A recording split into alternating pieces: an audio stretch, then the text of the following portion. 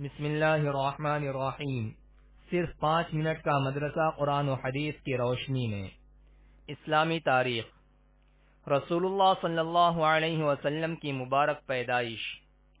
آخری نبی حضرت محمد صلی اللہ علیہ وسلم کی مبارک پیدائش مکہ مکرمہ میں ماہ ربیع الاول مطابق ماہ اپریل سن 571 عیسوی میں پیر کے دن ایسے ماحول میں ہوئی کہ پوری دنیا پر کفر و شرک کی تاریکی چھائی ہوئی تھی اور انسانیت گمراہی میں بھٹک رہی تھی۔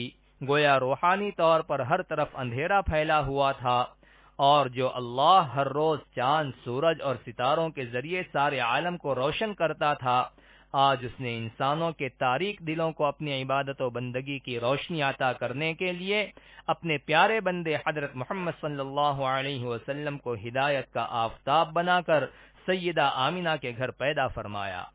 پیدائش کے بعد دادا عبد المطلب نے محمد نام رکھا۔ یہ نام عرب میں بالکل انوکھا تھا۔ لوگوں نے عبد المطلب سے اپنے پوتے کا نیا نام رکھنے کی وجہ معلوم کی تو انہوں نے کہا کہ میرے پوتے کی پوری دنیا میں تعریف کی جائے گی، اس لیے میں نے یہ نام رکھا ہے۔